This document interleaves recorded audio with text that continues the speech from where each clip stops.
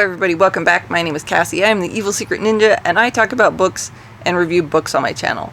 And today I am doing my bonus video where I am looking at the episode 6 of The Wheel of Time. So episode 6, we have everybody meeting up again, and they're getting ready to embark on something. We meet the Amarillion Seat, and I did like her little backstory. It does have her backstory in the books. It talks, like, not hugely, but it does tell us, like, where she came from and that she was the daughter of a fisherman and that now she is the most powerful woman in the world. I will say, like, I really did enjoy her depiction and everything like that of, like, how she would have been. You know, how do you act when you're the most powerful person in the world? I'm trying to think if I felt like there was a whole lot that happened. Obviously, this is not stuff from the first book. Considering how old The Wheel of Time is, Moiraine and Siuan Sanche never had a relationship in the books because there wasn't a whole lot of representation. And I have to say, like, I actually did enjoy that part. It's always good to have representation, and obviously we knew that some things had to change and relationships had to be a little bit different. And I am starting to wonder, like, how is this going to affect the things that happen in the later books, and how will the writers of the show, if it lasts that long, depict that? I mean, overall, it was fine. I do have to say, it really kind of felt like not a whole lot happened. But we did get to see the Oath Rod, and that was kind of a fun way to bring it out and show how it is, what it is, and how it works. You know, we know that the Aes Sedai have to take the 3 oaths on the Oath Rod before they can become Aes Sedai, and so it was. I don't know that it had, I guess you could say that it had been used that way a little bit in the books, but not till much later. So we're seeing, like, the politics surrounding the tower, and obviously you can see that there's some dissent. Not everyone is on page with what's going on. The Amarillion Seat and Moiraine kind of have this secret between each other that they are hunting the Dragon Reborn.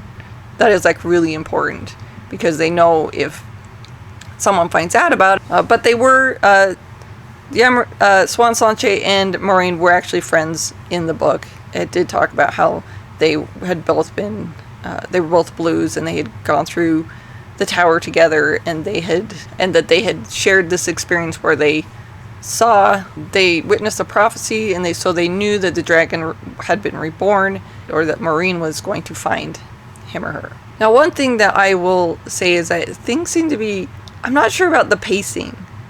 So we have all of this stuff that I realize is important because it kind of needs to be there as far as, like, backstories go, and as far as what we need to know going forward in the series. But there seems to be kind of a lot of that, and it's a little bit slower pacing. And then it's like, oh, and now we need to get back to the original storyline, the storyline from the books, and that seems like a little bit rushed. As far as opening of the ways, I was a little bit disappointed about that, because while you could use the one power to open the ways, they were traveling. That was how they traveled from place to place, because they were the builders, and they built a lot of the cities and stuff. Like, they set up the blueprints for it.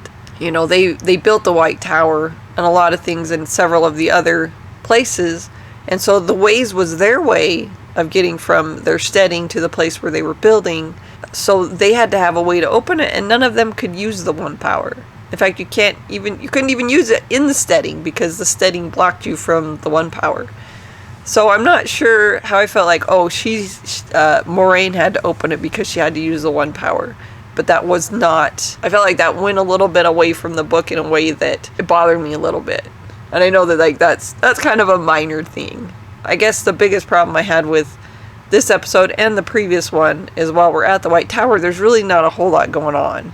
And they're really just building up, this is the politics of the White Tower, which is important. And I understand, like, why they made that choice. But I almost wish, as we're getting here at the end and we're getting down to what happens at the end of the first book, that they spent a little bit too much time on that, unless they had put in, like, a couple extra episodes just to do that. Because now we've got 2 episodes to the end, and that has to wrap everything up and get to the end of the first book. And obviously have their little cliffhanger for next season, because we already know that next season has already been approved. I guess the other thing was Matt kind of hanging back. So in the end, we see kind of Matt hanging back and not entering the ways with everyone else. With regard to his character, it makes sense. He would have been the one that was most likely to do that. But we also, the way that it's built up, like, he could be the Dragon Reborn. I also have to say I was disappointed that they made it a little bit too easy for him to toss that aside. I think that the book did a much better job of going through like what the dagger was, how it was related to him, his connection to it was much more intense. And maybe they just want to have the first season wrapped up a little bit better, just in case nobody likes it. It almost made it too easy for him. Made it too easy when he got rid of the dagger, when Moiraine separated him from the dagger.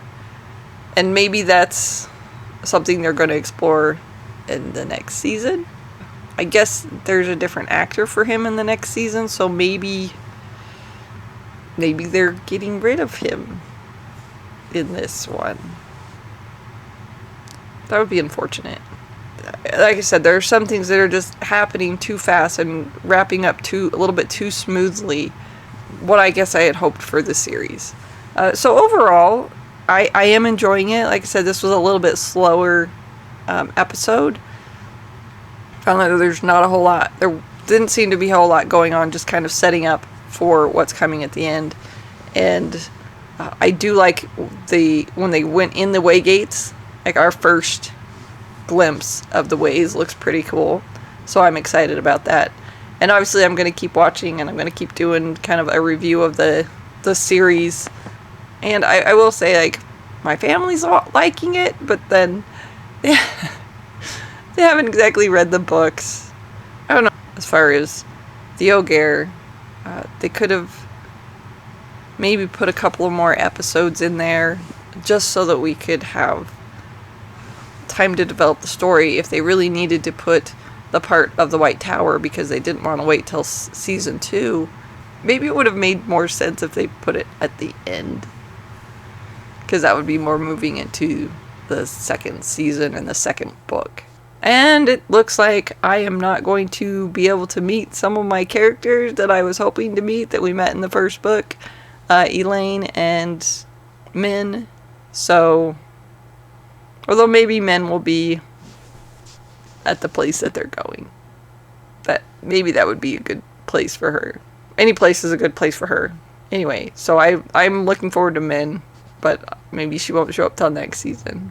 Alright, so I feel like I'm getting a little bit more... The series isn't living up to my expectations as it kind of goes on. And we'll see, maybe the last 2 episodes will change my mind. But I'm still enjoying it. I'm still going to continue to watch it. But it's just not how I envisioned it to be. Alright, so that's all that I have for the episode 6 of The Wheel of Time and my opinion about it. If you like this video, please like and subscribe. Thank you all for watching. Alright, have a nice day.